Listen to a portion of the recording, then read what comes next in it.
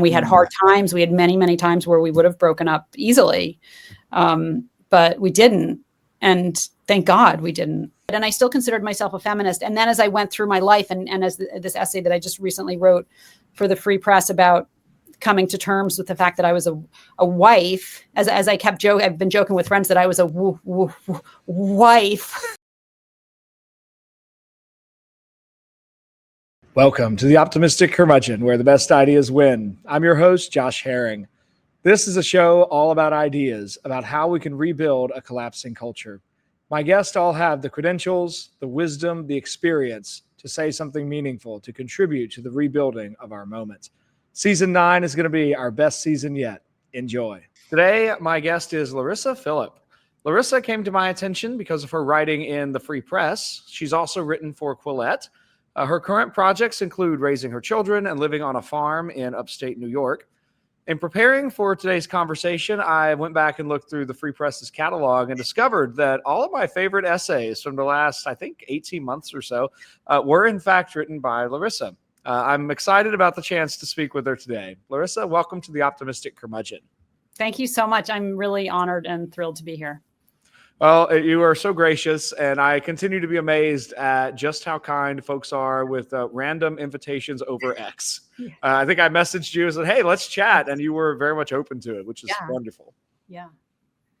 Well, let's get into it. I will try to be very good at the end of before we post the actual episode, recorded episode of this, and put all of the links to every article that we talk about in the show notes. But I want to start with your story. I know you sent me your Quillette article. You've written pretty publicly about your initial position as a feminist and then several moments along life's way that caused you to see modern feminism as a failure. Walk us through some of those moments. Yeah. Okay. So I grew up in a really, really progressive family. Like we were nudists. We had a VW van. We were driving around the country. My dad did work on the Indian reservations, and we were really sort of deeply immersed in the project of what was, I guess was progressive liberalism, progressive politics, and really trying to make the world a better place. Like that, it felt very clear to me as a child that we wanted the world to be fair. We were against racism.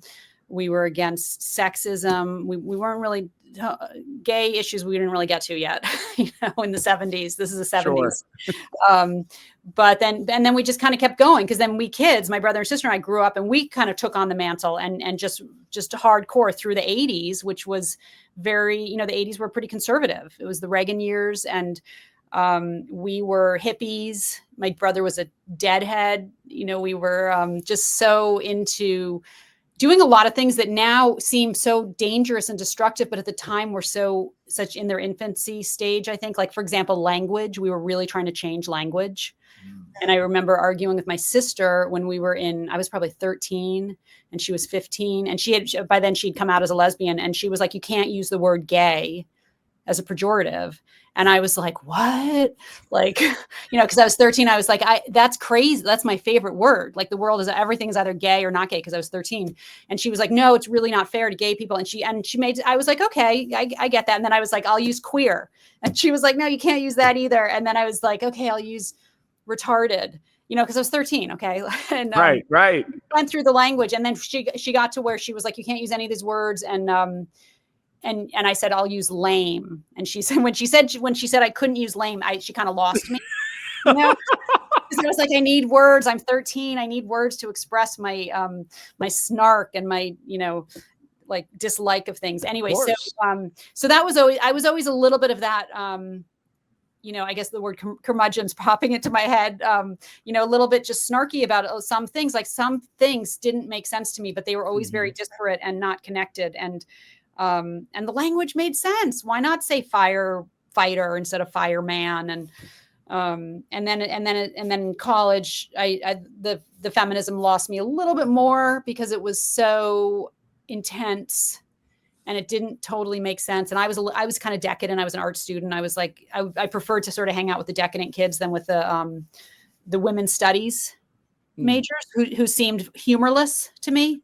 And, and I didn't like Andrea Dworkin. I read Andrea Dworkin. I didn't like Andrea Dworkin, and all that, the male, separatist communities, none of that made sense. But it was all still disparate, and I still considered myself a feminist. And then as I went through my life, and as this essay that I just recently wrote for the Free Press about coming to terms with the fact that I was a wife, as I kept joking, I've been joking with friends that I was a wife, because it was so ingrained in me that was a negative thing. And it just falling in love, wanting to be in a partnership with my husband, and wanting to raise my children to the best of my ability, all went into direct conflict with everything that I had learned. And it slowly started to coalesce into like, actually, wait a minute, I don't think I'm down with this. I think it's such a fascinating idea that there are moments where, especially I'm not that old. I'm 36, so I don't want to pretend that I'm in some position of like aged wisdom or anything. But even by the ripe old age of 36, it seems clear to me that there are things that I simply accepted as a teenager and even in college years that were presented to me as just like, oh, well, this is obviously the case, and people I respect are talking about this, and I'm not. I think I've always been something of a critical thinker, whatever that phrase means. I don't just accept things wholeheartedly, but there are certain ideas that are just in the water in different ages and different stages of life. I don't remember who the origin of the quote is, but I've heard it said, quote, this is one of the lines I've heard from a lot of people, that I think this might be a Chesterton line originally, about a conservative is a liberal who gets mugged by reality, or that might be Buckley. But I think there's something to that like there are certain truths that are just perennial to the human experience, that when as a teenager, as a young adult, you're sort of thinking like, oh yeah, I'm going to reinvent everything. All of those old fuddy-duddy ideas, those are just silly. But then the older you get, the more those silly ideas just become sort of obvious, and you sort of wake up when we're like, wait a minute, I don't know if I like the big capital C term conservative or not, but I sure do seem to agree with a lot of these things that my parents, my grandparents seem to just think were true. Your essay, becoming a wife, particularly, I thought captured that, as you had one line I want to just ask if you want to expand on, is when you were describing you and your now husband had been living together for a time, and you had this line. It turned out that even if I didn't want to get married, I wanted something like marriage. But what? Walk us through a little bit of what's behind that line. It seems to capture something that I think a lot of people experience, even if they are resistant to traditional terms like marriage or husband or wife, but they resonate with that experience somehow. Yeah. Well, I grew up really thinking, especially in my teenage years, beginning in my teenage years, that marriage was really kind of a trap, and it would keep you from exploring your potential and reaching your potential, and nobody wanted to be a wife. And I mentioned in the article how I read The Women's Room, which was a massive classic in the 70s, and we were still reading it in the 80s. And I mean, it was like insane. It made marriage sound horrible. And so I really didn't, it just seemed like if I wanted to be like an interesting person who was bold and kind of went out into the world, that being married would be the worst thing I would do. It would just be the last thing I would do. So, and I wasn't religious. I also thought I do still have a little bit of the, I guess maybe like a libertarian streak, where I just didn't really think that the state should have, I was like, why does the state have to know my business? And I thought it was weird that once, if you got married, then to get divorced, you had to like go through the state to break up. I thought that was really weird. And I still think it's a little weird. And, but I didn't have religion. So, what are you left with? If you don't have religion, you don't like the state. And then what are you going to do? But you like being connected with somebody. And I'm a big fan of long-term monogamy, I guess, or marriage, whatever you want to call it. I can't imagine my life without, being with my husband, and I can't imagine having raised our children. And we had hard times. We had many, many times where we would have broken up easily. But we didn't. And thank God we didn't. It's hard having kids, and it does stress your marriage a lot, but then you get through it. And now I'm in my 50s, and our kids are actually grown up. So we're not still raising them. They're in their early 20s. Yeah. Beautiful. So yeah, so I wanted something like marriage, but I just didn't know, and I just thought it seemed lame to be a wife. Like it was hard to write that article. Like seriously, I still have it deeply ingrained in me that that there's nothing cool about being a wife. Mm. And I'm a Gen X. I just saw somebody talking about like the Gen X cool girl, and we were like, there was a very specific model of like, what it meant to be cool as a Gen X person, and you were not wife material. And so it was interesting. I've been joking that while I was writing that article, my inner feminist was hissing at me the whole time. Oh, I can imagine that. There's two other lines that come to mind as you say that. I love the scene you're describing, sitting there with one of your girlfriends, and you say, "Over wine one afternoon, we admitted to each other, and it really felt like a taboo secret that we liked cooking dinner for our boyfriends, sometimes even more than we liked our day jobs, where we did dreary tasks like filing paperwork or writing up marketing meetings. By the rules of our feminist upbringings, this felt like admitting we wanted to be scullery maids." I think Yeah. there's something really interesting there about there are these tasks that are typically coded as womanly tasks in the home, that you found yourself enjoying, but are so much better than kind of the drudgery of entry level grunt work. Totally. Like so clearly. I would sit in my temp job, like writing menus. I'm really into food. I like cooking.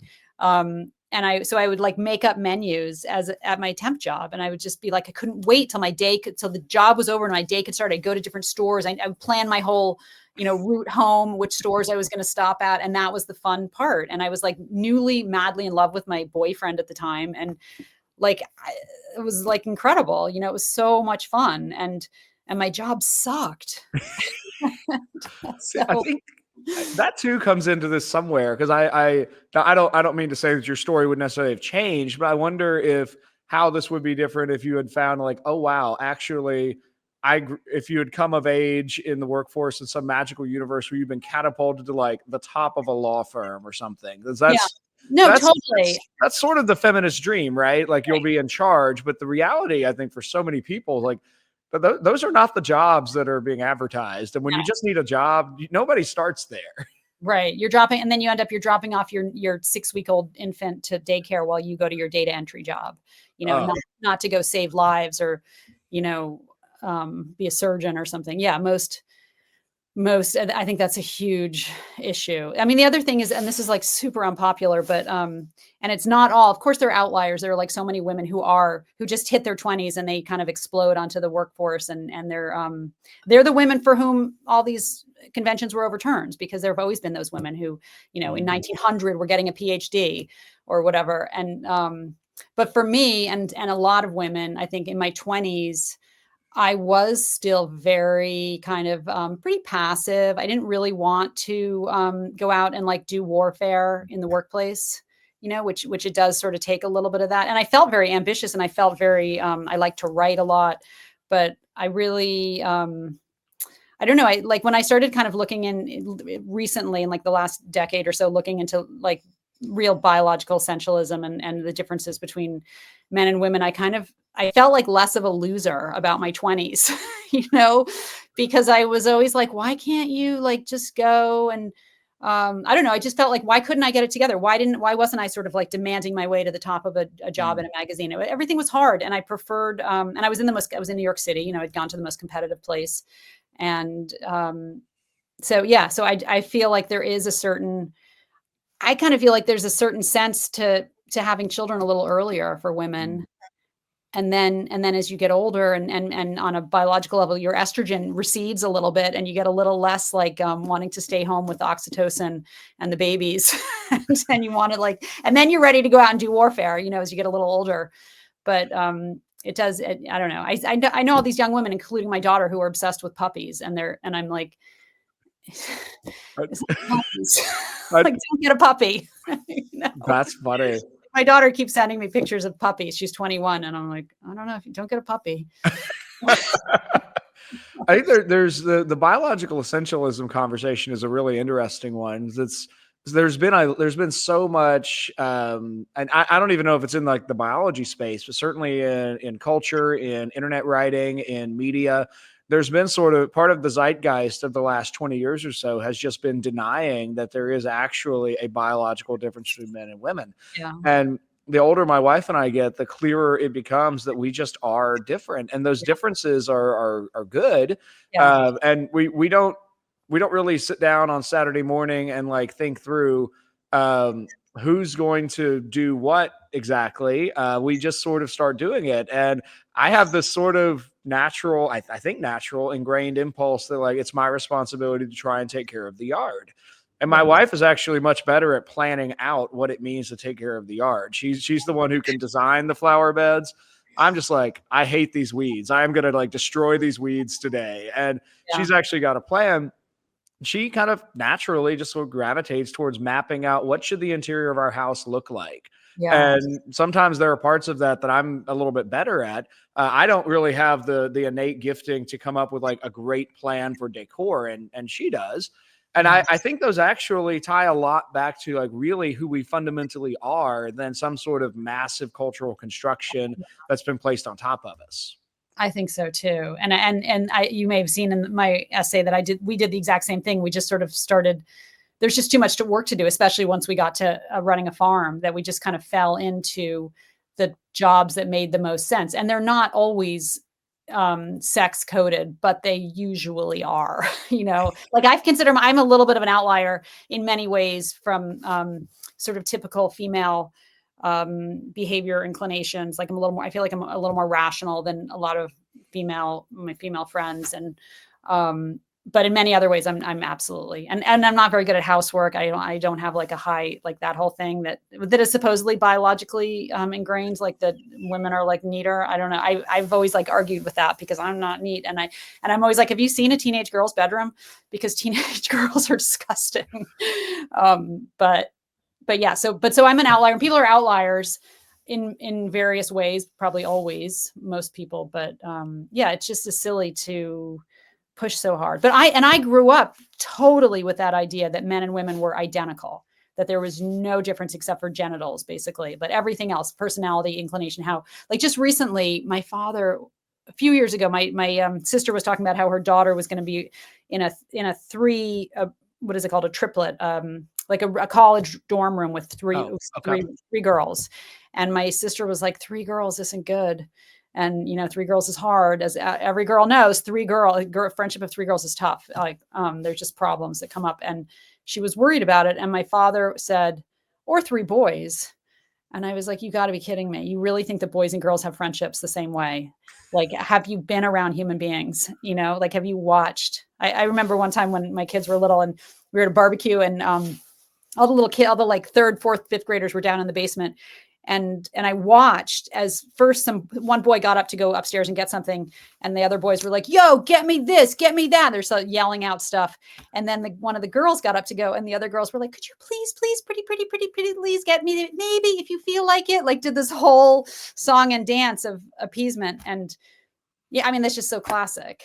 It's just the way it is. And that's one of the things, actually with the birth rate falling, that I feel like, that, like you said before, like your reality gets hacked by or reality hacks your idealism, and Sure. parenthood is one of the biggest hacks of your idealism, because you right away see when your children are when they're babies, you see differences, unless they're outliers, but most of them aren't.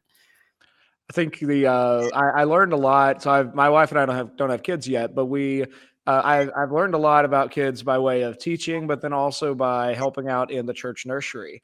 Nice. And I find it just so fascinating that there are these realities that you can never get away from. And usually we would help out in at our old church. They called it the ducks. They were the kids who were kind of at crawling to early toddler age, and you do not have to teach any of these children selfishness or like the whole idea of like, I want that toy, so I'm just going to take it. Yeah. That's basic. They don't learn that. They just do that. And you have to spend so much time with these kids teaching them just like, nope. Even though she's got it right now and you might be able to have it in a little bit, you can't just walk up and take it. I Yeah. think those sorts of realities are so deeply basic in people. I want to go back to what you said a minute ago about uh, what you were talking about with females or female neatness and that assumption reminded me of one of my favorite poems that I only taught this in high school once, and I managed to win the lottery and not get any angry parent emails about this. But I was teaching Jonathan Swift's great novel, Gulliver's Travels, and then I found this poem all about this lady Celia. And there in the poem, there's a boy who's of course deeply in love with Celia, and he sort of divinizes Celia. Celia's beauty is like the radiance of the sun and the moon. She is everything. Oh, and Swift kind of takes that, and in his beautiful satirical light, he just kind of bends that to take the reader of the poem into Celia's boudoir. And there you discover that actually Celia is quite plain until she does her face. And Oh, Celia's body is quite misshaped until she puts on her corset. And everything about Celia is actually just she's quite it's just messy. And now the key is that her love never gets to see into her room. Because if he did, what he would actually discover is that the beautiful goddess has a square box in the corner. And I had to look this up because I didn't get it the first time. But in the 18th century world, it was quite common. You don't have indoor plumbing, but you do have an airtight box that shows you don't have to go out to the outhouse. So the chamber punch, pot, kind of. basically, but a little bit more construction than a chamber pot. And the punchline of the whole poem after this like 10-page or about 5-page poem is like Celia shits. And it's just like this. She too is human, and he'd created this imaginary form of the beautiful girl. He Yeah. couldn't even reconcile that with the reality. And I think that too is what over time we actually reality hits us in the face, and we do understand a lot more about what it means to be made male and female. And Yeah. those are profoundly different things. Yeah. Yeah. And they're not, I mean, I was always a little bit irritated by the feminist approach to sort of, they unwittingly like prioritizing male behavior over female behavior. Like just for like the most basic example, how women were always for years saying, we have to say sorry less. And I was like, okay, so if you're going to assume that men don't say sorry and women do say sorry, why are you assuming that it's better that they don't say sorry? Maybe maybe men should say sorry more. You know what I mean? Like that kind of thing always irritated me. Because they were unwittingly prioritizing male behavior, when actually both are good. When the men and women both have so much to offer to typical male and female behavior is essential, in equal measures. Oh, I want to shift gears a little bit and ask you a bit more about your farm because I love each and you've done this now in several of the Free Press essays about kind of taking us to moments on the farm or comparing life on the farm to life on the city. It seems very obvious to me that you love living on your farm. Have you always wanted to live on a farm, or did you grow to love the idea of being on a farm? I equally love urban life and country life. So it was always a struggle within me. But as a child, yeah, I always wanted to do outdoor work. We had chickens when I was little. I love animals. Like I'm really a little bit of an animal whisperer. I mean, not really, but like I like animals. Animals like me. I always wanted. All the pictures of me as a kid and into my teen years. There's like 1 out of 3 pictures is of me like with an animal. So I always wanted more animals, and I like food production. I'm really into food. So I wanted more, I wanted garden. I wanted to raise our own meat because I love animals, but I eat meat. So I wanted to make sure that they were raised well. And I don't enjoy, but I appreciate the ongoing dilemma that we are constantly struggling over that because my husband's the same. We like animals a lot, and we get a lot of pleasure out of them, but we also like to eat them. So we're always kind of struggling with that. Well, it's a good struggle, I suppose. I think it's necessary. I think it's like a lot of struggles, all the like abortion or the death penalty, all these things that won't go away. They won't go away because they need to be constant, because they're important and they need to be constantly debated and discussed. And it's the same. And if you went too far in one direction, it would be bad, and then it would have to swing back. Like they're just tough issues, and killing animals is one of them. This was not on my questions list. We may not stay here long, but I'm curious. Then, do you have thoughts and opinions about RFK Jr. and what he's trying to do with food? Yeah, I'm interested. I was very moved by some of the things that I saw him saying, some of the speeches and videos that I saw, like really moved and by his understanding and like passion for addressing the health problems in America. I mean, it's really bad. It's ridiculous, and everyone's just kind of been dealing with it, and so I loved that he wanted to face it. I think that the biggest issue is sugar, personally, and I don't know how he's going to take that down. I think they should get rid of soda, and they should get rid of like the middle aisles, or they should not give subsidies to sugar or to corn syrup and things shouldn't be so cheap. I even like on an enjoyable level, think of what Christmas would be like if that was the only time you got sweets. Like Christmas is like, the sweet part of Christmas is like whatever. It's like every other day. But it's and I always kind of feel like there's such special treats at Christmas time, but you're like, and now I'm going to stuff my face and feel terrible because this is how you know what I mean? Like there's nothing special about treats. Whatever. I'm not trying to say people should deny themselves. People are going to do what they're going to do with food, but it is, I think that's really the biggest issue is the sugar and the processed foods. Well, that gets back to what you were saying earlier about that libertarian tension in a way, because like I think it's one of the places to see one of the crucial pieces that it seems to me the United States is debating right now. Because on the one hand, we have so deeply ingrained in American culture and American history the idea of the rugged individualist who can kind of pull himself up by his bootstraps and make his own decisions. But at the same time, it also seems equally clear to me that we have a status quo with companies that have massively profited on the sale of things that are objectively bad for consumers. And yet we have consumers who are either quasi addicted to some of those products, who are ill-educated about the actual effects of those products. And the cheapness of those products also contributes to this. And so all of those are in play. And so I don't know how to square the problem in a sense. We had a family group chat debate this morning I've got a sister-in-law who's a medical doctor. And so she is pretty convinced that a lot of what RFK believes about vaccines is just wrong. And I don't know enough about that issue to really have any knowledgeable opinion about it.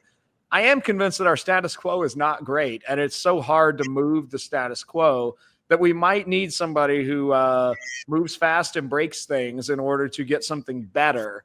And I'm willing to give RFK a shot at that. At the same time, we've gotten into my wife and I have started buying our meat, our beef, at least from a local regenerative agriculture beef farmer. And it's been great to actually know the guy who grows the cows, and he delivers the processed meat to our door. And that's been a really, the meat itself tastes so much better than anything I can buy at the grocery store. Yeah, and it's also, you're contributing to your local food shed, which I think is a real security issue, because if the only place we're getting meat from is massive farms, it's, all it takes is like an outbreak or whatever. It's a great idea to have local food sources that are a little more varied. Well, your essay about particularly about life on the farm and the lessons that your kids learned on the farm, and like there are certain parts of life that are you just can't avoid if you live on a farm. I want to read one line and just ask if you could walk us through some of those lessons. But I loved your poetry here. A is for Al, the big rooster who turned mean and got made into soup. J is for Jeannie, a pretty goat who died giving birth. S is for sheep who are always dying. There was, if I remember correctly, that essay had a focus on death, a focus on sex, and a few other things that you just said. Well, you can't avoid these if you live on a farm. Yeah, I think it's really interesting how much we avoid these things when we don't live on a farm, and they used to be completely normal. And so I run a farm stay where I have kids come up and they rent my Airbnb. The family rents the Airbnb and they send the kids down for farm camp in the morning. And this is where I kind of like really started thinking about these things. Well, I guess I'd already been thinking about them with my children, but we kind of adjusted. And then I would get these kids from the city who were where we'd started, and they just had no idea about anything. And it's a little stunning because, there's this humanity has been moving towards the city and in more and more quickly as time goes by.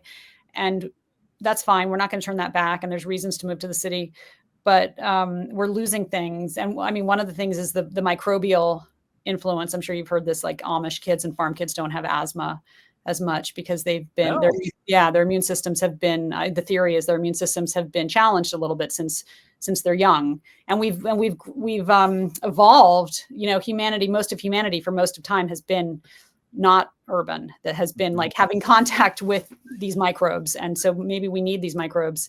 And so it's, and there's that. And then there's just not coming into contact with death, not coming into contact with how to pull a wagon, like how wheels work, not coming into contact with the fact that male and female, the differences. This is a big one where I'm not surprised when a 3-year-old points to a hen laying an egg and says he's laying an egg. Like, I'm not surprised. There's 3, but the parents will say that. The parents will say he's laying an egg. And I'm like, she is laying an egg. And the kids, I used to joke for a while because there's a little while where kids were coming and trying to change the pronouns of my animals. Like I have really?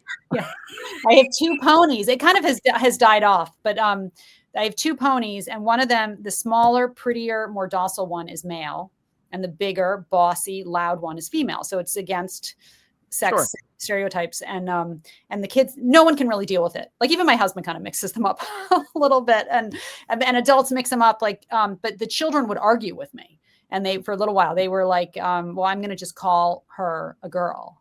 And I'd be like, no, you're not. Like I was just refusing. I was like, I'm going to correct you every time because he's a boy, and sometimes boys are smaller and sweeter, and sometimes girls are bigger and bossier. And that is a fact, yep.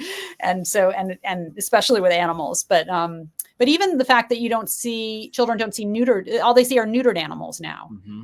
So when I was growing up in the 70s, we used to see dogs mating. And they get stuck together. It was like, you ha ha, it was still remarkable, but I don't think most kids see anything but neutered animals, and there is no difference between them. We got a crash course in this at my house over the last few months, because we have cats, and we have a neutered male cat we called Malcolm, who sort of found us, and he adopted us. My joke is that he read the sign and saw we were a cat house, and he just sort of moved himself in, but he likes to stay in the house during the day, but be outside at night. Well, we have another cat that I have to deal with.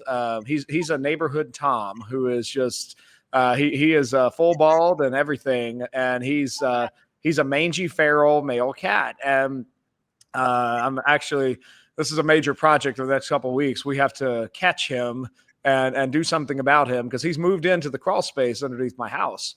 But we got a quick lesson in actually neutered male cats are very calm, very sweet, very docile. Like natural male cats are not. Like Morris, the Tom is. I mean, he is the most territorial, angry cat. And so any of our indoor cats, if they get outside and go under the deck, they're suddenly in Morris's territory. And he is a scrappy Tom. And so my wife asked the vet, she's like, oh yeah, you got to bring him in, because as soon as we whack those things off, he will just be the sweetest cat. Yes. That won't bother anybody. And again, back to real differences. Like there's something real that happens there. And that's humans interacting with the natural world to make the natural world more conformable to what we want it to be. But I think you're right that we've, especially young children, have lost something very significant when they don't see the original. They don't see the natural world before it's been transformed by human interactions. Yeah. And then what's the difference between male and female? And then we've got the whole stuff that's going on now. I think the pronouns piece is fascinating because I've at least I've made my peace with the fact that there may be individuals who change their names to give me a very unexpected name that they want to go by, and I'll honor the name change, but I can't bring it in me to go by a different pronoun than the pronoun that actually fits what that individual is. There's a few other people who've come across that rule, but I think it's so interesting to think that now you've got kids visiting, presumably from the city, that have just absorbed this. This is part of being polite. This is part of being kind. And you're dealing with, if you're talking about ponies, you're talking about animals that are big enough that you can kind of be like, well go look. Yeah. This is pretty easy to tell. Like that's not hard to demonstrate. Yeah. Yeah. And we have the same thing with unneutered male chickens, obviously. And then also we've had unneutered male sheep, and they're dangerous. I mean, you can't turn your back on a ram. Everybody knows, everyone who deals with sheep knows that. It doesn't matter how nice he is. Do not turn your back on a ram. So it's very, it's fascinating. Well, Go ahead. Well, I think there's something too there about the presence of real danger. I think Yes, that's a big part. in a school setting, we go to immense lengths to make sure that students are safe and feel safe. And both of those are significant. I don't want anybody listening to think, oh no, Dr. Herring is saying we should have unsafe schools. That's not my argument. But I think there is something significant about it. It's really hard to teach children about the virtue of courage if they've never been in a place where they actually have to act in the face of danger. Totally. And so being around actual dangerous things is significant and has been a normal part of growing up until about 10 years ago, it seems. Totally. I feel like that's actually, I have guests right now, and I was joking with them this morning that part of what we offer is a little bit of danger. And it's measurable, it's measured, and it's not real danger. The kids are not ever, as far as I'm able to, they're never in real danger, but I have big goats, and they're friendly, but they're a little bit obnoxious. And so if you're a little kid, the goat is like twice as big as you. And no matter what efforts I make, there's going to be moments where the goats kind of bust out of a door, and the 3-year-old is like, wah, and we have to deal with it. And I feel like it is really not only to show you what courage is, but to show your body what real danger is, so that when there is no danger, you don't have to feel like there's this lurking anxious danger. You know what I mean? Like, I feel like it's part of, I feel like the whole farm life is very anti-anxiety. It's the opposite of anxiety. I really do. I feel like all the work that you do, the sort of repetitive work that has like a start and a finish, and it has a real purpose. You're feeding animals, and then you get to see the animals eat. Like this morning, these little girls and I changed the water in a trough, and we filled it back up, and the big pony came over and drank the water right as we were finishing. And it's like, it's just this incredible satisfaction that you've done this thing, beginning, end, and here's the result. So yeah, I mean, that's kind of one of my reasons that I like the farm, because I tend to anxiety and overthinking, and it's a very calming life. I don't want to do the study. But I'd love for somebody to do the study, or at least send me a link if it already exists somewhere. But it would be really interesting to look at the correlation between rates of urbanization and rates of like mental distress increasing. Because I would suspect that those would, in fact, those would correlate. There's something just so satisfying about physical labor, and there is you can easily get to that point where you are so exhausted from a good day's work that you just don't have the mental capacity for worry. Yeah. And that too is a kind of peace that we often avoid if we live the urban technologized lifestyle. Definitely. Yeah. I also try to push for the kids. One of the sort of like core elements of my curriculum here with the farm camp is just the idea that like manual labor is good work, because we shovel manure. And I have to like talk the kids into it a little bit. But it's just like, it's dignified work, it has to be done, and it's the right thing to do, and it feels good to do. And they always end up kind of loving it because it's enjoyable. It's a start and an end, and you did this thing, and now it looks good, and you feel good about it. I'm sure they're going to go back to elementary school, middle school, high school with nobody else to spend a week shoveling manure. Like that's going to be a pretty unique story when they get back. Totally. The parents always take pictures. If only 100 years ago we had known what could be monetized, that would be our ancestors would certainly laugh at us. Totally. Well, Larissa, I'd love to also pick your brain as a literary reader. I loved your essay, particularly on the Black Stallion, and your essays tend to be filled with allusions and references to other things. So, talk to me a little bit about who do you like to read? What books have really shaped you as a thinker, as a person? Sure. I was a really, really voracious reader as a child. And I feel like the books that have been most influential to me are those books that I read as a child, like that I read over and over again. And they're with me all the time. Like I'm reminded of them constantly. Like they really shaped the way I think. I would say more than anything I read, even, from college on.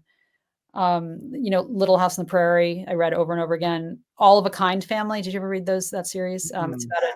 about maybe a little bit of a girl book, but it was about 5 girl sisters who were in a Jewish family living in the Lower East Side in like the 30s, 20s or 30s. And it's a series just like Little House on the Prairie. I think of that book all the time. Like little things will happen. Like I'll be like looking at the embers in the wood stove, and I remember the scene with the embers, and just all the time. The Black Stallion, My Side of the Mountain. Mm. Yeah, so it's really sad to think of. I mean, even for my own kids who were readers, but not on the same level, and then they got interrupted by tech when they got phones and iPods. To just think of like not having those books. Mhm. Um, like I just and never, or the kids who just never became readers. Like I just don't know how you would organize. Like it's just such a huge part of my brain, all those books, that I don't know how Mhm. I would even organize the world without them. you know. And then now I'm always struggling with reading because the phone is so it provides a lot of what the books have always provided for me, Mhm.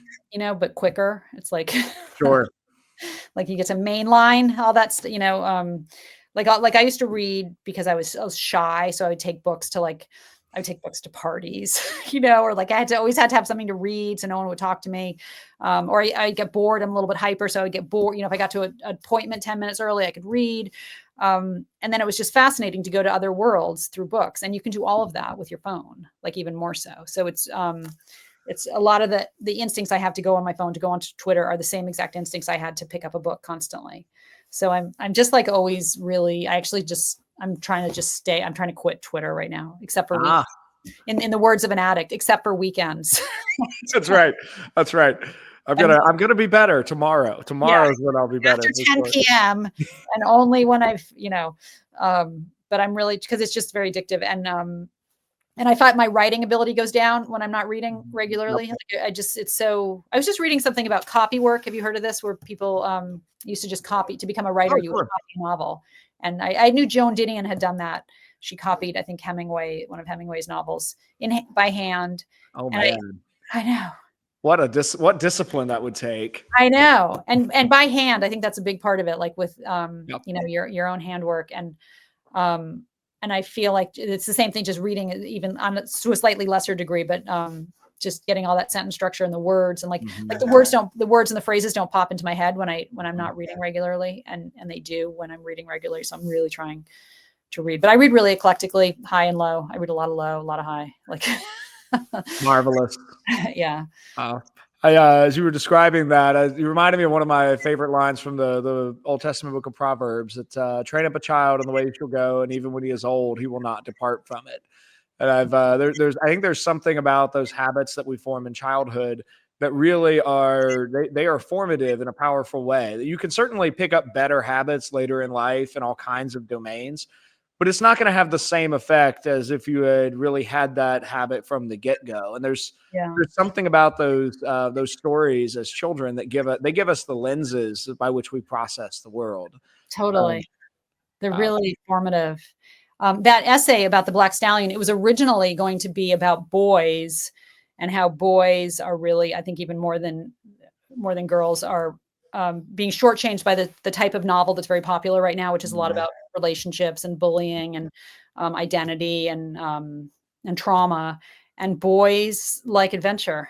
Like I think that, and I like adventure, and I loved adventure novels. I didn't care that they were boy novels.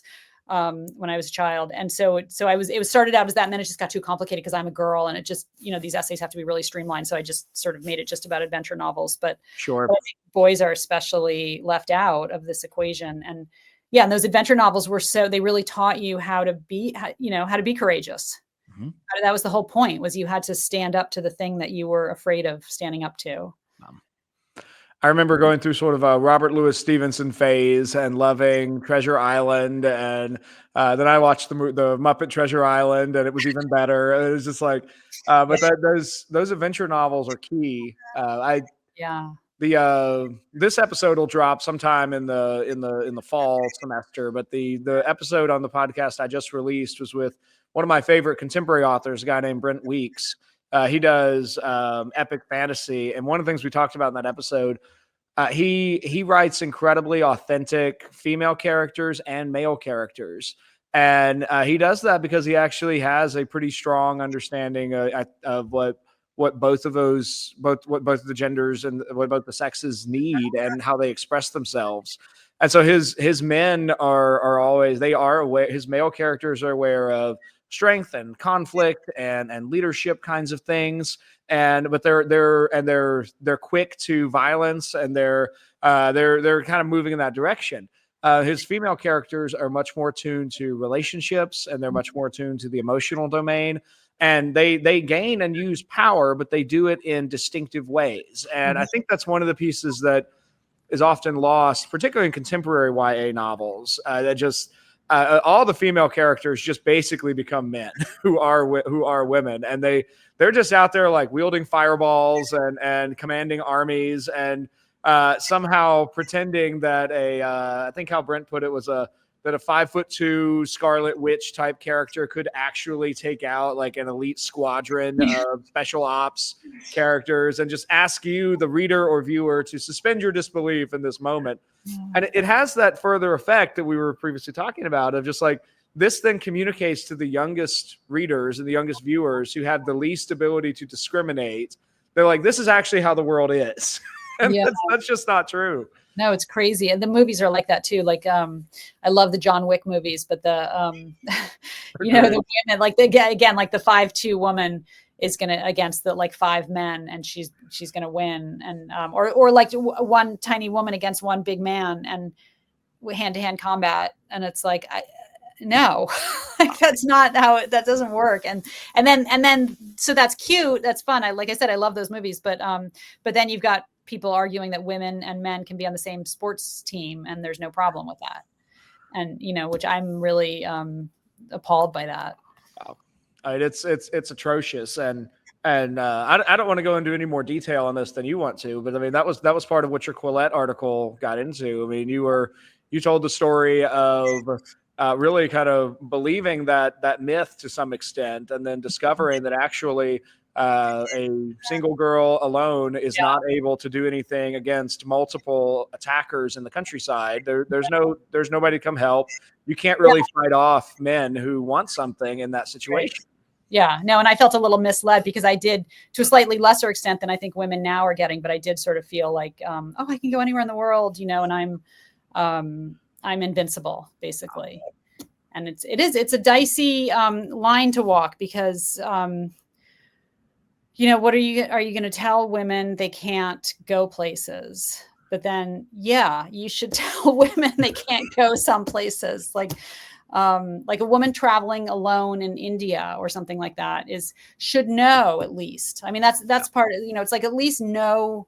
And it's the same thing with like consent rules and hookup culture and stuff. It's like, okay, make your own decisions, but at least know what's going on. And I feel like that part's kind of missing, where somehow young women are just getting this idea that they're not hearing like the actual choice that they're making.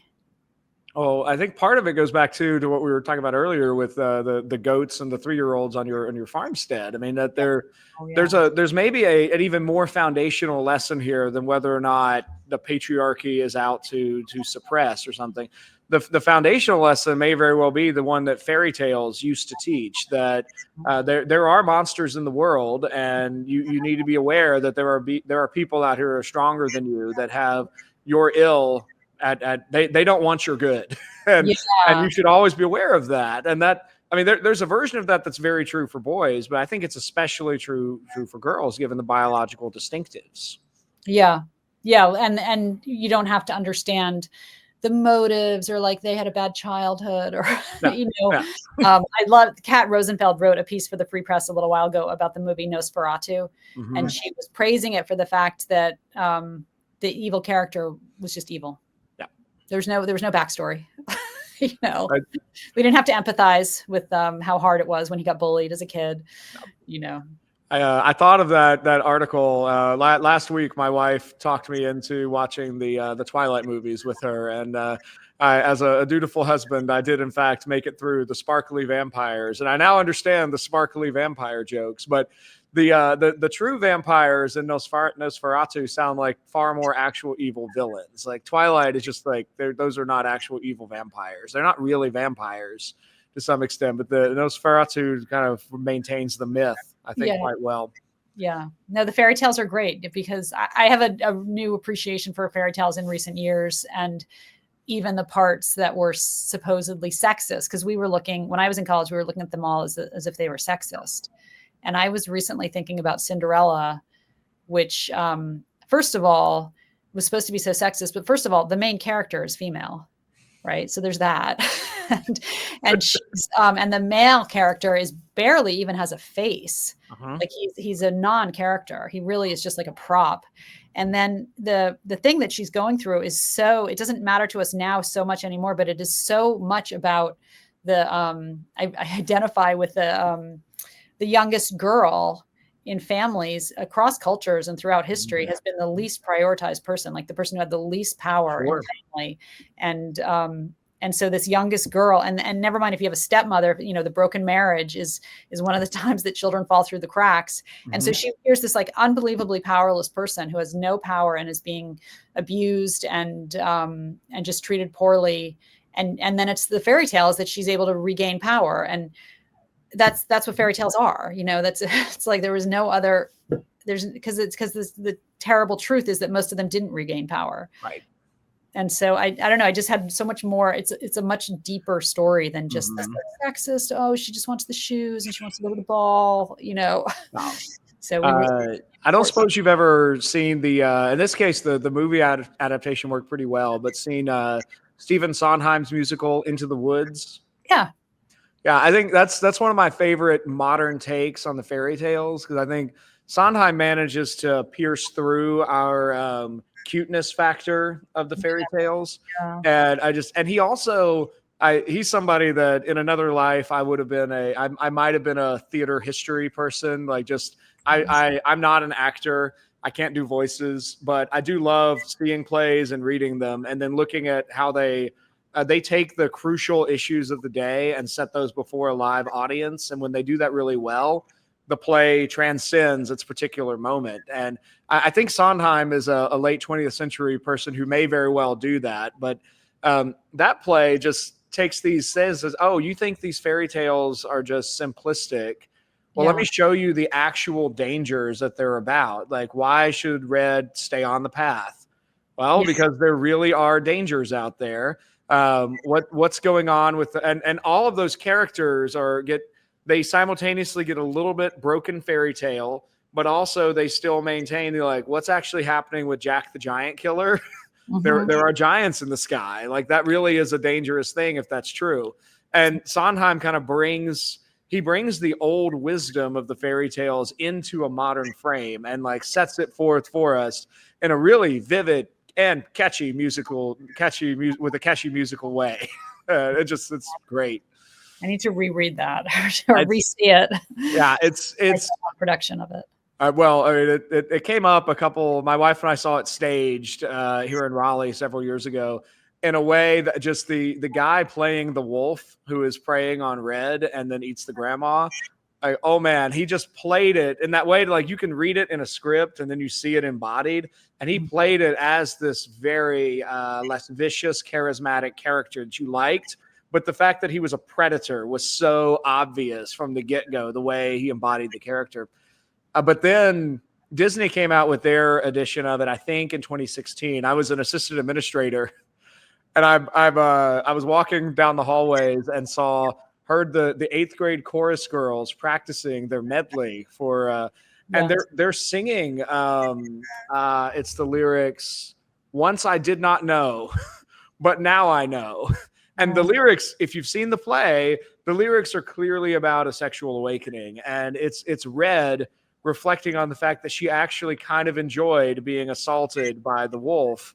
And it's like, it's this horrific thing that I'm like, we are not staging this. There's no way we are like putting this forward from the eighth grade chorus at Yeah. the like end of the year concert for parents. Like, that's not like, and it's just one of those things you're like, okay, like time and place and context, but it totally captured the power of that particular fairy tale, and why that the Red Riding Hood is not just a story of a little girl who's taking bread to her sick grandma. Like, it's far deeper than that. Yeah. Yeah. Well, that's like, that reminds me of the Snow White debacle. There we go. It was like, why did they make it if they're uncomfortable with, Oh my goodness. Dwarves, girls cleaning up for a bunch of men, princes, like they were just uncomfortable. Ageism, like what about that movie did they want to remake? Because they just get around it. Well, if we're going down rabbit trails, I'm sure we could come up with all kinds of awful things about Meryl Streep as Aslan and the Magician's Nephew, but I just heard that. Why? There's just nothing good about that. They're playing with fire, Yeah. this beloved story. And in this time too, where it's a heroic male figure, and well, I'm gonna take that as a way to segue into a different conversation. And before I even get there, we have a decent number of people who are joining us via live stream, so I do want to make an offer to those folks. If you've got questions for Larissa, put those in the chat on whichever format you're watching on, and if I think it's a good question, I'll toss it up and we'll discuss it towards the end of our time today. But because your essays so often kind of bring in questions of contemporary feminism, I thought you'd be a great person for this question I want to pose. It's going to take me a second to set this up, but it seems to me there's a fascinating and significant question happening amongst feminist authors today, and none of these authors would really like being called feminist, but I'm going to call them some kind of feminist, because none of them are willing to reject the term. I'm thinking particularly of Mary Harrington over in the UK, Louise Perry, and Christine Imba. Louise is over in the UK as well. Christine Imba is here in the United States. She used to write for The Atlantic, and she just moved somewhere else. And then there's a new website journal called Fairer Disputations that I enjoy following. They're a bunch of mostly female authors who are trying to write something they call sex realist feminism. All of these folks reject fourth wave feminism. They all question the sexual revolution, and yet they still want to hold on to the term feminist. So with all that as set up, I want to ask you this. To what degree do you see feminism as a helpful ideological position for young girls today? Has feminism run its course, or are there still helpful concepts here? Two last caveats, and I'm going to be quiet and get your thoughts. I'm thinking of two high school girls who are now off in college. One of them loved the girl boss idea and just saw herself as a future girl boss. Another one, who was deeply Catholic, hated the girl boss trend, and she sort of adapted the trad wife idea before that was even a hashtag. I should also note that even in framing the question, I'm a really big fan of Scott Yenner's book, Recovery of Family Life. And in there, he takes the pretty strong stance that radical feminism is the intellectual mother of transgender ideology. So I think there's a lot of questions there. And with all that as set up, what do you think, Larissa? Yeah, it's a really pertinent issue right now. I'm a sort of reluctant fan of Louise Perry. I thought her question that she raised was fascinating. When she raised it, it was the first, the idea, like, was the sexual revolution a net bad for women? Mm-hmm. I'd never heard anyone talk about that before.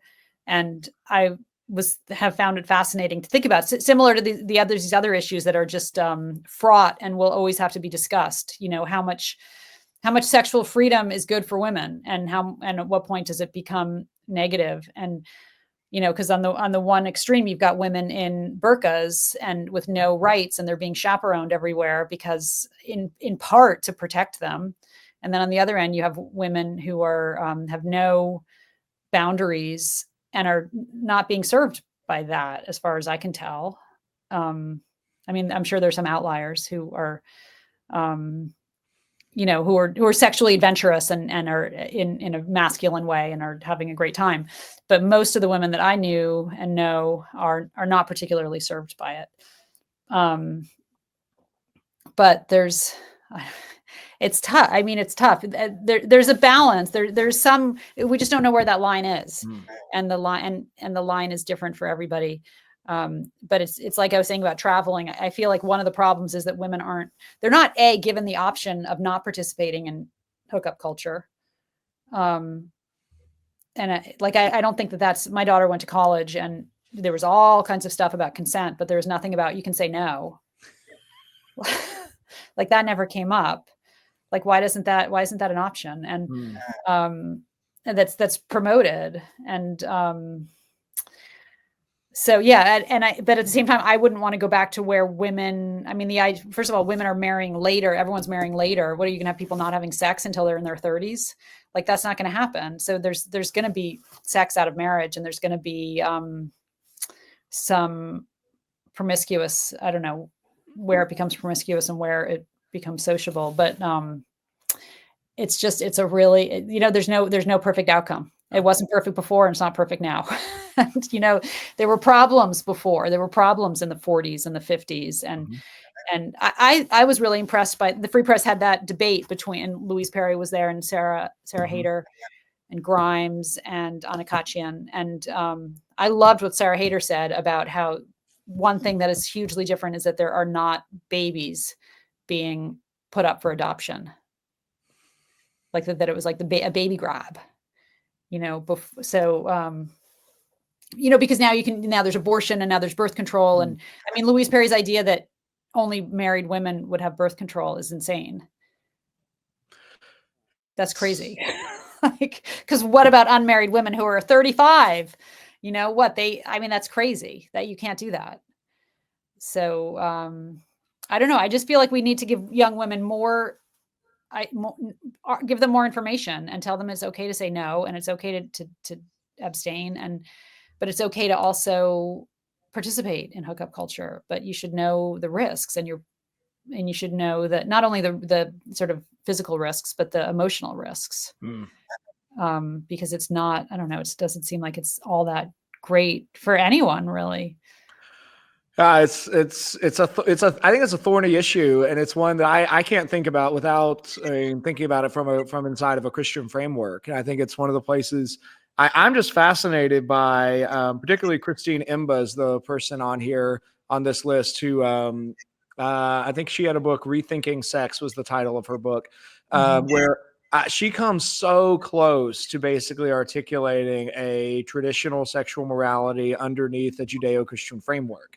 And I think we've now, but she doesn't get there. She's not willing to actually like draw the conclusion. It's as if she's laid out and I think really Mary Harrington comes close to that as well. Louise Perry, objectively, in her latest book, I'm working on a review of that for the Acton Institute, her young adults version of the case against the sexual revolution. She basically wants young women to conclude that like their grandmas and their moms were right. They are best off waiting for sex until marriage. They probably won't, but they should count the cost beforehand. But I think they're getting so close to the traditional case for this to say sexual energy is an incredibly powerful part of human civilization, and the only institution that humanity has ever found to channel that in a consistently positive, life-giving, life-affirming way is called marriage. Yeah. And I don't know of any Christian theologian who would say, well, because there was this magical moment when there was never any kind of sexual activity outside of marriage. Nobody, I don't think, would ever say that. but they would say, but I think it's pretty evident to me that we've lost a cultural consensus on the way that people ought to behave. And so now we can't, and that's the piece that I'm just like, oh man, I don't know that we can get back to an ought without accepting the transcendent and accepting God and Jesus and the Bible. And once you've accepted that, you really get the ultimate argument is that, well, God created all things, and as broken as we are, he is the only source of satisfaction and joy and happiness. We are most fulfilled as creatures when we live in accordance with the way that we're made. And that then entails a whole code of ethics that entails marriage. And we used to have that as a societal position, and we've lost it somewhere over the last 50 to 60 years. I don't know that we'll ever get back to that, but I don't see feminism as having like helpful answers today. It just seems to me that like the clear feminist discourse today is really it's posturing that women can have it all, which is objectively false, and that acting like an immoral man will somehow bring you happiness. And that just seems patently false to me.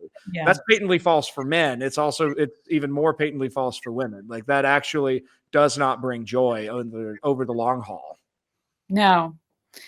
But even if you did bring it back a little bit, or even if you just had the idea of bringing it back to that kind of morality, the only way to enforce it is you have to enforce it, Wow. and so you're enforcing it either with laws or social rules or shaming, Yep. and the history of those enforcements are pretty brutal. Sure. And they have to be brutal if you're going to go up against the sex drive, which is pretty strong impulse in humans. So you'd have to have really strong and brutal enforcement. So that's an argument against it. Well, I don't know if you made it this far into my back catalog, if you looked at any of my previous guests, but I've had a couple of Christian nationalist friends who on here who would I'm not where they are, but they would say, "Yep, I accept that. I accept that as an option." But I don't know how to. I don't know that legal enforcement is an option short of mass spiritual transformation of a society. Like I do think there's a sense in which there are moments in history. I'm thinking of the First Great Awakening and parts of the Second Great Awakening in America, where there is such quick spiritual transformation within a populace that then legal steps flowing out of that spiritual change make sense.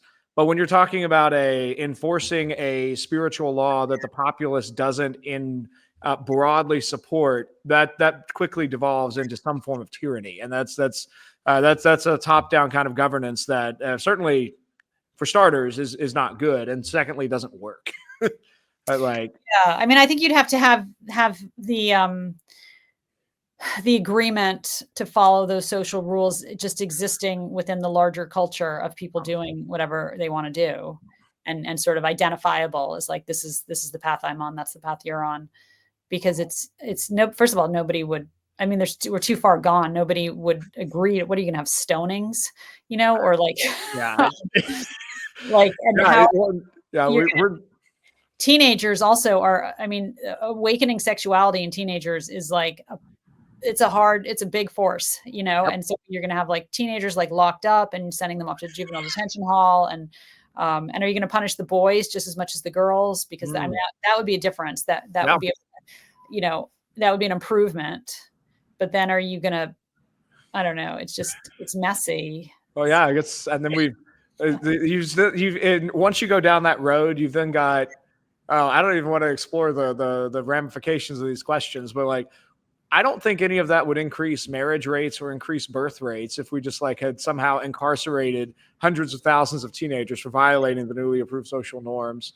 I don't know how to answer any of these questions, but I think they're really fascinating and they're worthy of consideration and contemplation. I agree. I think that right now it's definitely a little bit broken right now. And I think I was looking at Christine Emba, and she had this piece about consent. She's critiquing consent laws, which I completely agree with and think are ridiculous. And it was making me think of the Neil Gaiman story. Oh, yeah. I mean, it's just unbelievable abuse, and the women agreed to it. They consented. Oh. So there's a problem with consent, especially when you're Right. dealing with young women who, as I said, are like, they're outliers, but a lot of them are very passive and highly agreeable, and they're going to consent, and then they may regret it, or they consent under pressure. I mean, consent is just such a terrible model. Yeah. It's a half-assed like stopgap. Yeah.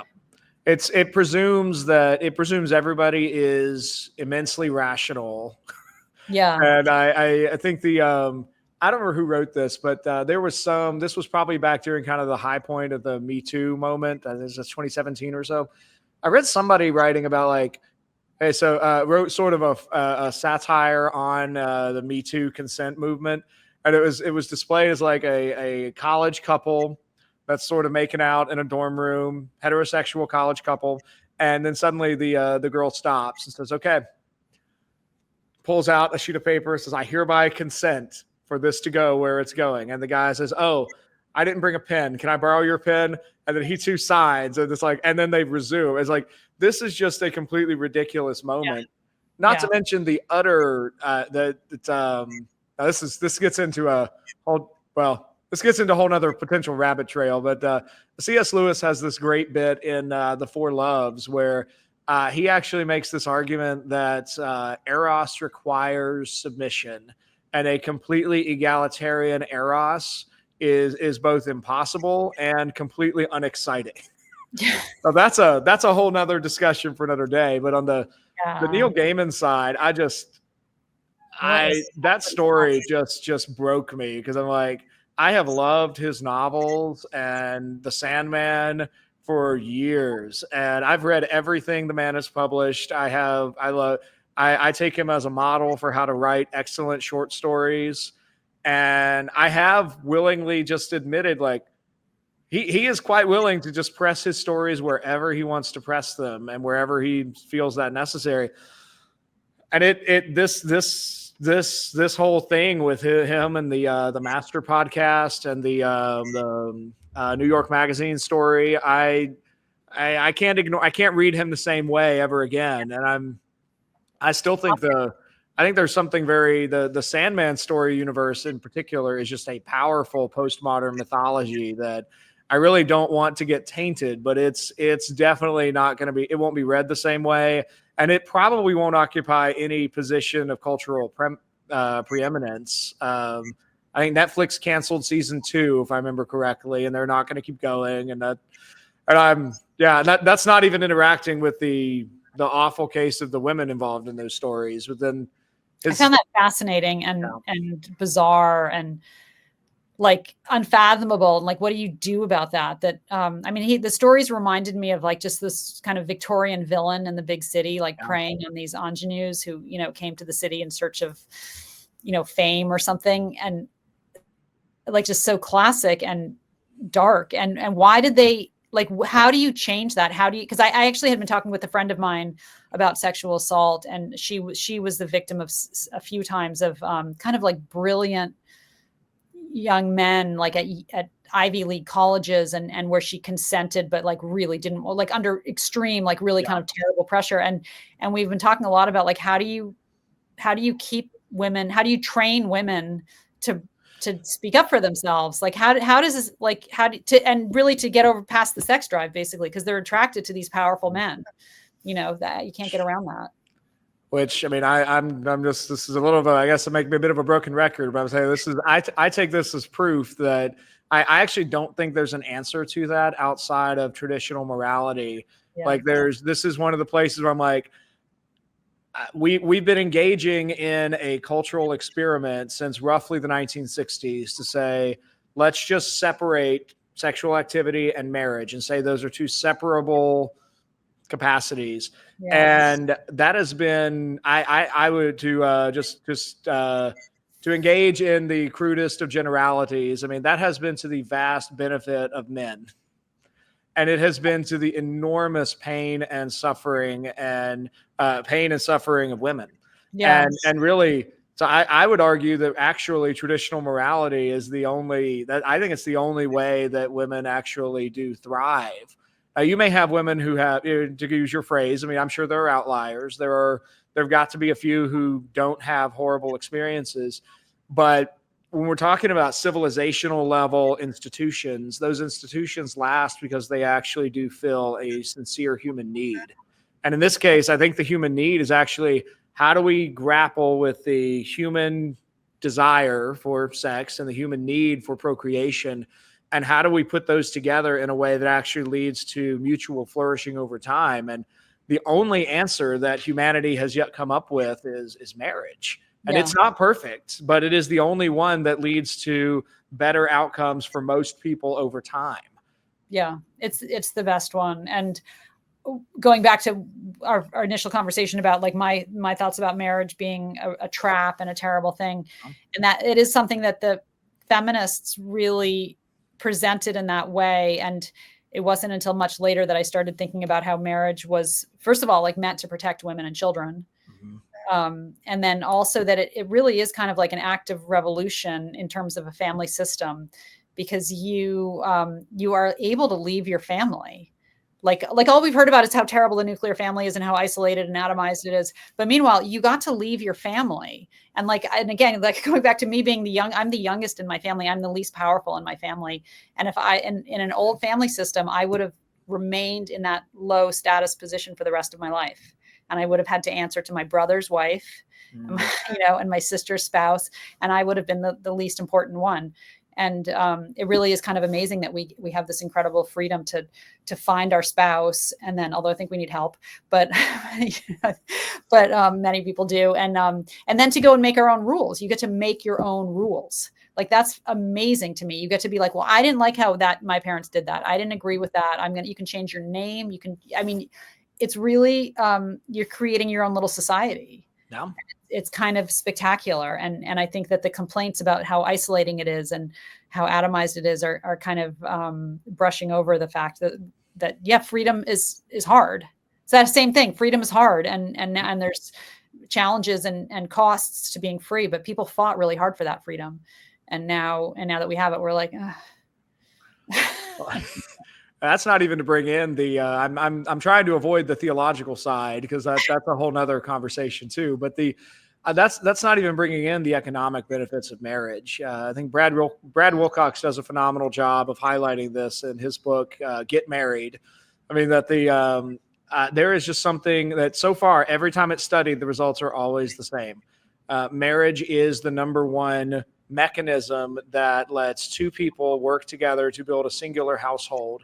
Yeah. And whether that's one in the home and one outside the home, or whether that's two outside incomes that are being worked together for a mutually agreed upon set of goals, you get these adults building this stable household in order to pass on that wealth to the next generation. Totally. And what I found really compelling in Brad's analysis was he did and I don't have the book in front of me, so I can't cite the surveys he looks at, but it's all in his book. But he goes through several different surveys and he divides the survey data by class. And it is really interesting to look at the fact that those who are in the upper middle class to the wealthiest of people in the Western world, they get married and they stay married. Now, that says nothing about the quality of their marriage or the quality of their relationships or like the good relationships they have with their kids. That's just looking economically. They are convinced this is a money-making institution. Yeah. And it is the poorest and then the middle of the middle class down that they're not getting married and they're staying stuck in their same economic strata. And so I think there is something really powerful about this institution where you get two individuals who have said, we're committing to each other for a lifetime and we're going to raise our kids together. And of course, we're talking about a man and a woman, so they can raise their kids together. And in line with our most recent SNL skit, which I just loved, that one about like the two gay guys who with the baby, and then the person like, where did the baby come from? It's such a great skit. Like, how dare you ask? But you get them; they're committed to that. And then our legal system has made it much easier, but it's still not terribly easy to break that marriage.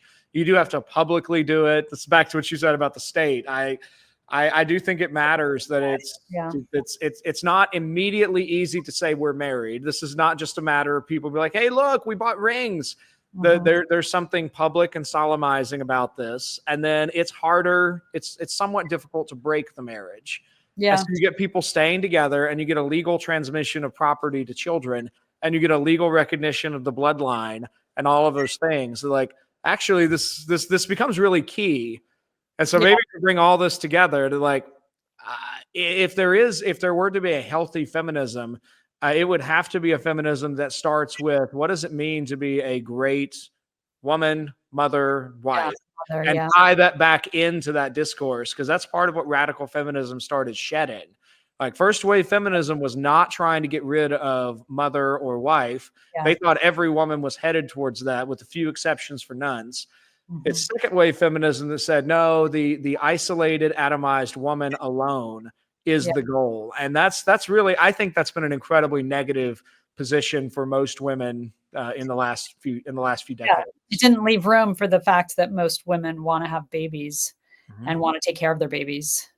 Like, and that's so elemental. I find it's just unbearably tragic that women are putting their babies into daycare. Like, Mm.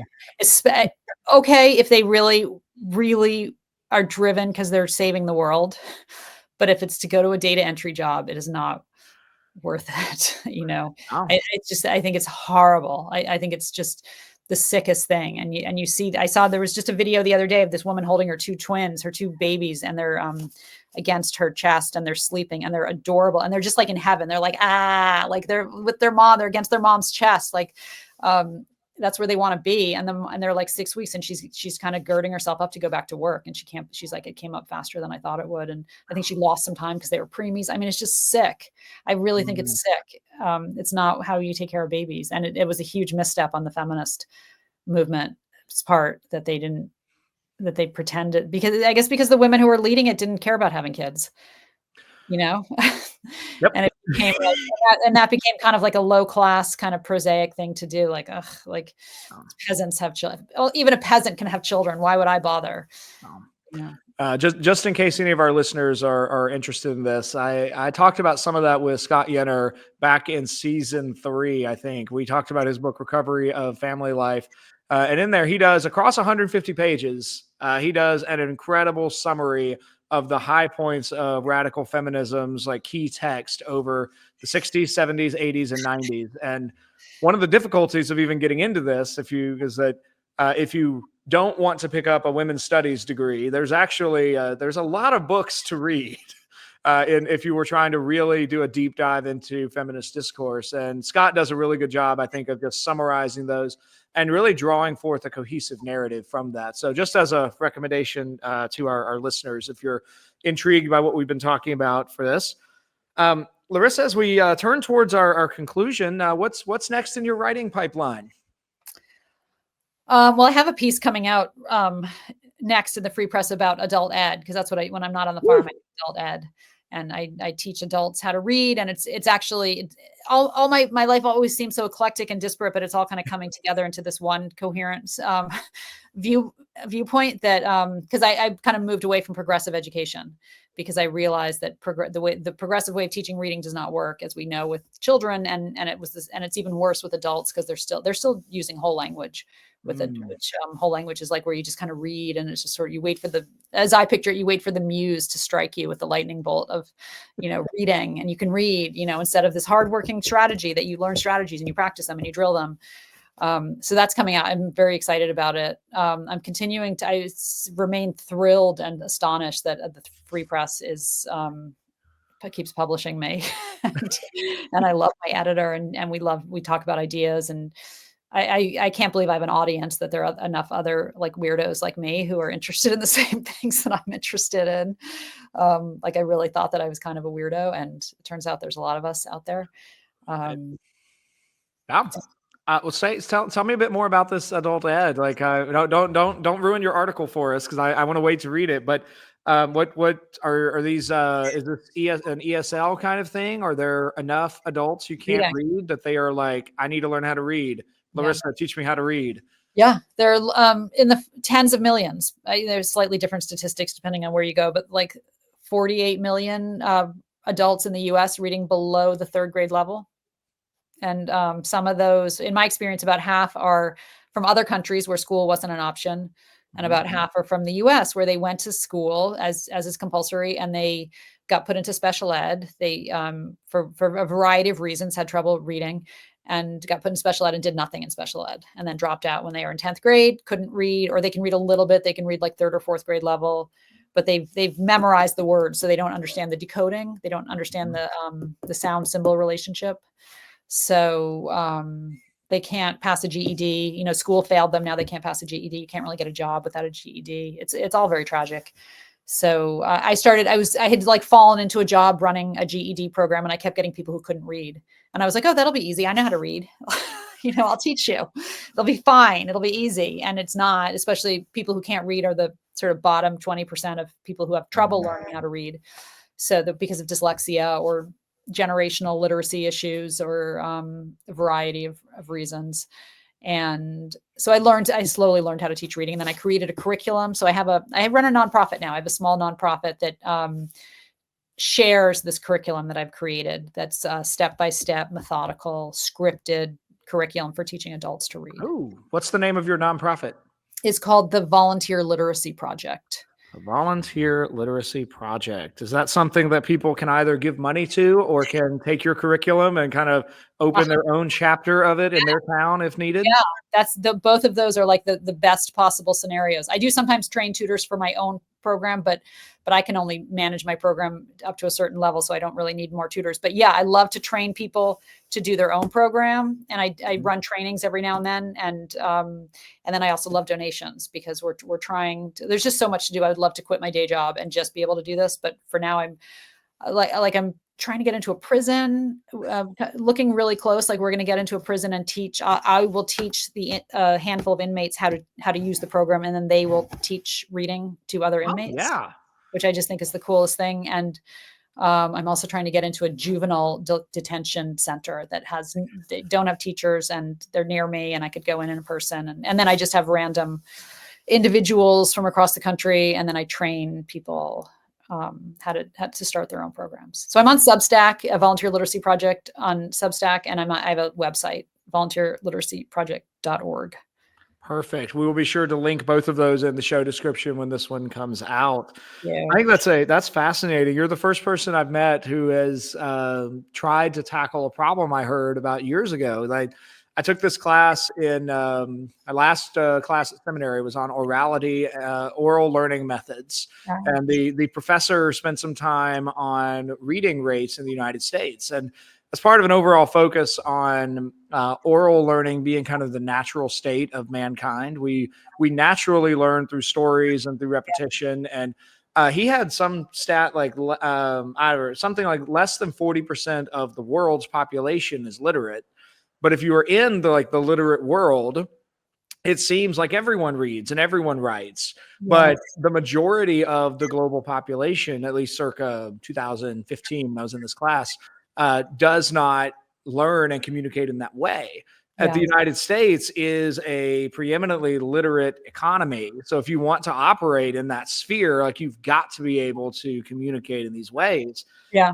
And it's shocking when people come to the US because they got through their their first 20 years of life, 30 years of life, and they were fine. And then they come here and you have to be able to read. Yeah. I've seen this. The orality is interesting because I've noticed that before the pandemic, when I worked in person at a literacy foundation, and I would have a lot of students from Africa, and they would ask me, where's this class meeting? Or they'd ask me for some information. And I'd be like, do you see the sign that's right next to your head that says the class is in room 3? Like that happened all the time. And I came to think that it was like, they didn't trust signs in their home country. The signs didn't matter, or that just wasn't how you got information. And the same thing would happen where when I was trying to set up a time, there would be this back and forth, like this extended back and forth. So we're going to meet at Tuesday at 3, Tuesday at 3. So Tuesday, like it would go on like 3 times longer than that. And it was so bizarre and interesting. And I was like, oh, must be, in a place where you're not carrying around a phone or a piece of paper. This is how you do it over and over again until it's clear. Yeah, there's a Jesuit scholar named Walter Ong who wrote a book called Orality and Literacy that sort of defined the oral culture studies area. But he did this fascinating study. I think it was in New Zealand, and he was looking at this section of New Zealand where they still had they didn't have reading or writing, but they had the same oral epic poem that had been transmitted by living bards for over 3,000 years. And there was some way of verifying that like it had been transmitted that long. But he then argued that basically this is almost assuredly what Homer did with the Odyssey and the Iliad. And that this is kind of the default method of learning around the world and has been. Anyway, all that to say, I think that sounds like incredible work. And it definitely, I think it's really interesting too, that you saw that as a move away from progressive education. A lot of my work is with classical education. We're a movement that's booming and growing. And we always struggle to define ourselves except in opposition to progressive education. But one of the biggest pieces of elementary education in the classical space is going back to phonetic and phonemic education in teaching, reading. Like it's one of those things that is weirdly controversial, but shouldn't be. That, I mean, sight reading has been disproven on so many levels, and it just doesn't work. You can only teach people to read about like less than 1,500 words using that method. But if you teach people to actually process the phonetic and phonemic structure of language, they can then apply that to as many words as life may throw at them in whatever field. And this shouldn't be controversial, but controversial. It's insane. This is what my piece is about, is that even as the public schools are kind of losing ground on that, like they're kind of admitting now, but adult ed, like literally websites still say we use whole language and it's like, whole language has been discredited for 30 years, so it's just absolutely insane that adult ed is so behind. And I teach the student. You're going to like this article because it talks about how, when I finally learned how to teach reading and I started teaching the sound symbol relationship, teaching phonics and phonemic awareness, the students were all like, why didn't anyone teach me this? They all say that. Why? And they're mad. They're like, my whole life would have been different if someone had taught me this in third grade, and they didn't get taught. They were taught whole language, and it didn't take them anywhere. Well, let me ask you one other question then. I promise I'll get off the adult ed train in a second, but I did not expect you to bring that up. So I got hired on at Thales College to teach in the undergrad program, and the undergrad program is super tiny. And I had primarily worked with one student in working her through the classical education major. But along the way, we started a certificate program that was aimed at helping teachers gain the classical education that they didn't get in college. Oh, wow. And so I've now got 70 adults in this program. I say that all as context because I have found that it is incredibly just joyous to teach adults who want to be in a class. And that these are all self-selected adults who they're not doing this necessarily for like career advancement, but just because they've realized for whatever reason they want what we're teaching. Yeah. And so I wanted to ask you, like, have you found that to be true as well in what you're doing? Like, are these folks who like, they want to be there and they want to learn? 100%. I love it. It's really joy. People are always like, oh, that sounds depressing. And I'm like, it's actually joyful work. Because first of all, they want to be there. I don't have to do like the games and the songs and everything to keep their attention. They want to work. They want to work hard.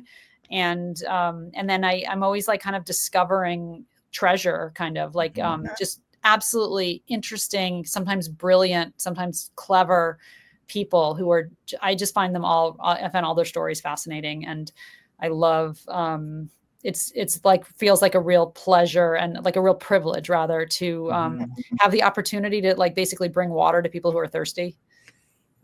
Like it's, that's a wonderful thing to be able to do. I'm not religious, but I always say I like to sort of halfway joke that Jesus gave me a job, so I got to do it. Like, I don't know why I got this job. It like came up to me and like tapped me on the shoulder and said, like, you know how to do this stuff. You're going to do it.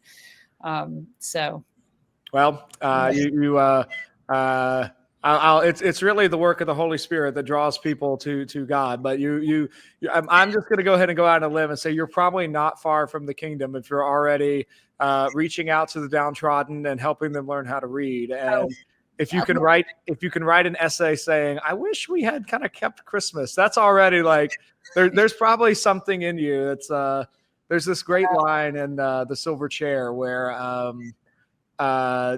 Jill Pole is talking to Aslan, and Aslan says, I called you here to Narnia. And And Jill says, no, you've made a mistake. We were calling to someone with a capital S. We don't know who. We were calling to someone. And Aslan tells her, you would not have been calling to me if I had not already been calling to you. So I'm absolutely convinced that there are plenty of folks who don't know that they're actually calling out to God, but the way their life is going indicates that they're really reaching for something more. And I think God is always looking for those folks and reaching out to them. So who knows? You may find you'll have to let me know if in a few years you find yourself a little more religious than you do now. But you certainly sound like you're doing great work in a lot of different areas, Larissa. Thank you. Yeah, I feel very lucky and blessed that there we go. Blessed is a word that doesn't exist outside of a religious thought. There's no other. And I've finally given up and I say blessed because there we go. Lucky doesn't cut it, Yep. Well, Larissa, how can people find and follow you online? You've mentioned Substack, you've mentioned the Free Press. You should at least cite us, give us your X handle and all those things. Okay, it's Larissa Phillips, no S on the end, on X, and I'm supposedly not going to be on there, but I probably will be. And Substack, and I'm on Instagram for my farm stay. If you want to see cute pictures, I don't go political. I just do pictures of kids and animals and very kind of sweet, uplifting account. And that's called Honey Hollow Farm Stay. So Honey Hollow Farm Stay on Instagram. Honey Hollow Farmstead. I don't know if you happen to know. I don't remember his human name, but his X handle is Old Hollow Tree. But he's this Vermont farmer who he and his family somehow managed to purchase 160 acres of Vermont woods. And he keeps bees. And he is the least political account I follow on X, but he does essays about how great it is to just live at the end of a dirt road and keep bees. That's sort of, it sounds to me like y'all would have some similar themes in common. Yeah. Although we probably wouldn't. I had a dinner party recently with farmers and only half of them came because farmers are not, we're all a little autistic and a little introverted and fine at home. Oh, there we go. Well, thank you so much, Larissa, for coming on the show. This has been really fun. I usually don't have episodes that go this long, but you've been so easy to talk to. This has been great. This has been so much fun. Thank you so much. I've really loved having this conversation.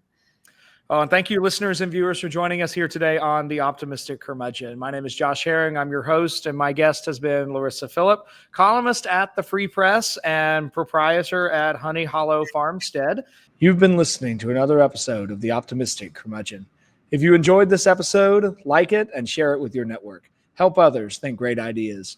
You can find the show on all the platforms, but primarily on X as @TheOptimisticC3, on Facebook and LinkedIn under my name, Josh Herring, and on YouTube and Apple Podcasts.